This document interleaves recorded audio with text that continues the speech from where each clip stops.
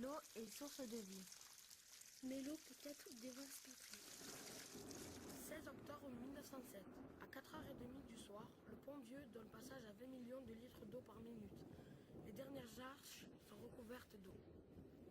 30 septembre et 4 octobre 1958. Sur le Midi, torrent de la mort. 35 morts, 45 communes sinistrées, 4 ponts emportés, 80 milliards de francs de dégâts. Elle a été sinistrée. 4 et 5 octobre 1995. Inondation en Cévennes, Anduze et sinistrée. Un boulanger est mort, emporté dans sa voiture à Saint-Jean-du-Pin.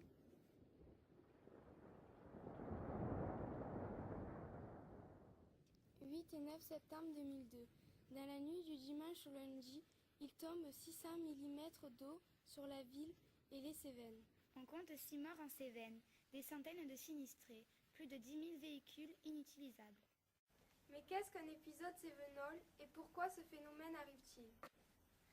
Comment peut-on limiter les dégâts?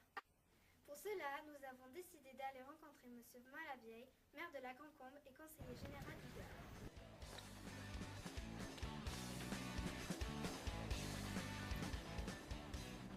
Alors, on appelle un épisode cévenol un épisode orageux, c'est-à-dire ce sont des concentrations de pluie sur une durée de temps limitée qui provoquent souvent en Cévennes et dans le Piémont cévenol des précipitations très fortes.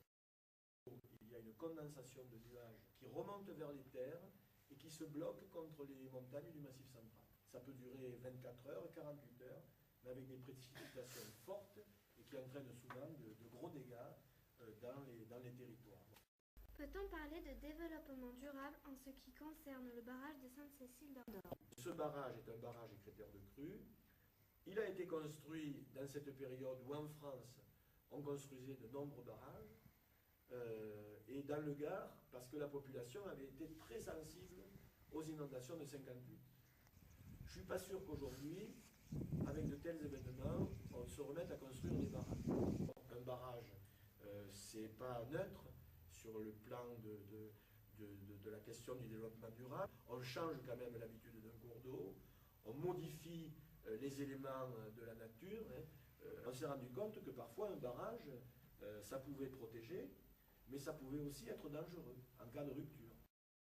Les scientifiques, les chercheurs, les gens qui se sont penchés sur ces questions sont plus sensibles à la mise en place de retenues collinaires, qui sont des choses beaucoup plus souples que des barrages qui finalement barrent la route entre guillemets à l'eau, mais qui en fait souvent n'apportent pas les meilleures solutions. Donc je ne crois pas que les barrages soient des éléments de développement durable. Je crois qu'au contraire, il faut chercher des solutions alternatives.